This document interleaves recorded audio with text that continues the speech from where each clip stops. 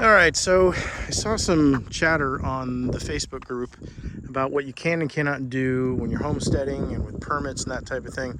So I wanted to give you a quick look around what we have just started, right? So we are up here in Suwannee County, North Florida. I'm standing on a 16-foot by 16-foot pad that we just had poured. But what I wanted to show you more than anything is how we got here. So I don't know if you noticed those stakes that are in the center of the property. That is, well, crappy resolution for what I'm trying to show. But anyway, that is where our house will eventually be, 60 by 60 feet. Or 60 by 50 feet, so 3,000 square feet. We're waiting on our plans to be completed.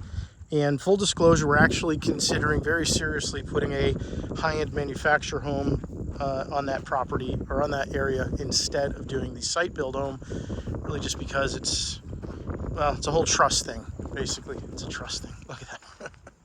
Yeah, it turns out that the good trust companies are about 8 months away, and that's just for delivery. And if we're building this ourselves, then anyway, it's just a nightmare. So here's what we got going on, right? So you see this RV that's sitting here? What we have here, we have a 26-foot travel trailer RV, bumper pull RV. We've got my F-250, a 26-foot cargo van cargo trailer we just bought. On this side, we have the 32-foot tiny house that my wife and I built. We have our 16-foot tool trailer next to it. We have this 16 by 16-foot pad. I don't know if you can see the markers out there, but we're about to build a 60 by 60-foot workshop over there, still building. But what's interesting about this is how we got here. So we do not have the plans completed for that house just yet. And so that's important because without those plans, we cannot file for our building permit. So how are we here legally? There's been a lot of commotion as to what you can and cannot do.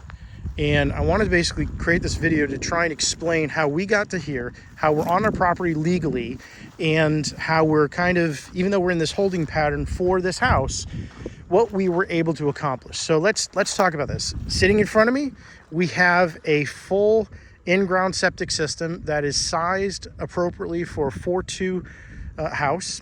And so even though you see pipe running here to the RV, what is sitting here is not sized for an RV. It's sized for that 4.2 house, right? And that has been final. It's been blessed by the city. Life is good. They know about this house. They know about the plans. They know what's going on. They know that we're being back and forth between going for a site-built house or for a manufactured house. So that's already known by the county. But what we have here is a legally installed RV on a legally installed RV pad. And we have our well. We have, I don't know if you can see it back there, but let me jog over here to the corner. I'll show you our power setup, right? So over there in the distance, that is a transformer from Suwannee Valley County Electric that was installed for our property. And it is currently run out to this power pole.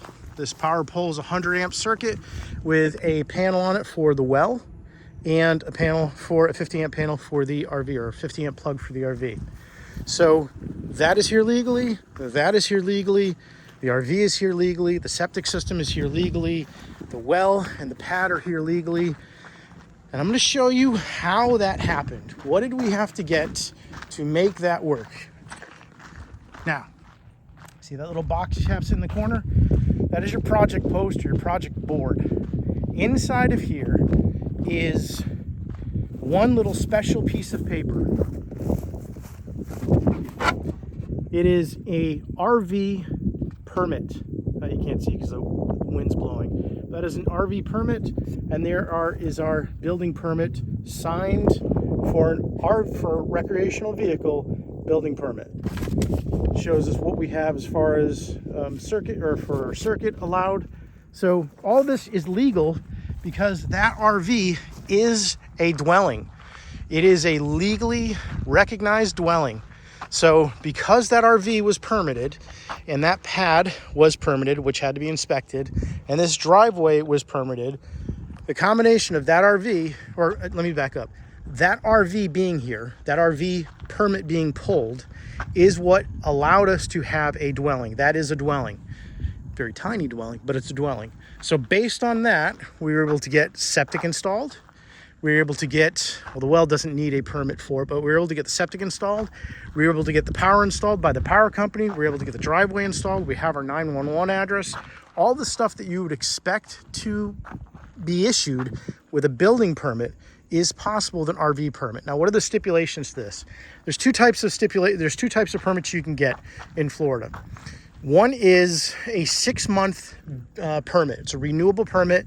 It recycles every year. What it allows you is 6 months on your property out of every calendar year. Could be 6 months in a row, could be split up, doesn't matter, but 6 months on your property for the year. And the next year, it recycles and you get another 6 months. The other thing you can do is an annual permit for your RV, which basically means you can be here for a year continuous, but it will expire at the end of that year and you have to get it renewed.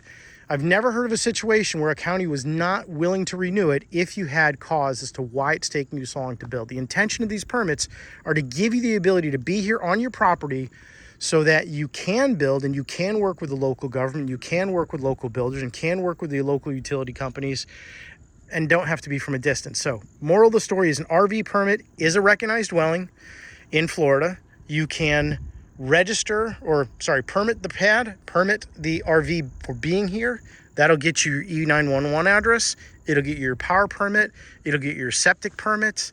And once you have those, you are legally allowed to be here. So our plan is, this buys us the time to figure out what the heck we're doing with that house that's supposed to be over there. It gives us time to figure out what we're going to do with the back half of the property, what we're going to do with the distant part of the property. You know, there's 5 acres of land here for us to play with, and we just can't do it from a distance, and we can't wait on this friggin' house to be built. So I hope this helps somebody. Get an RV permit, and don't let people tell you that you can't do it, because an RV permit is all you need to get the ball rolling. They expire, but they will let you be on site so that you can work with the local municipalities and the local building commission so that you can actually make some progress. I hope this video helps you. Take care.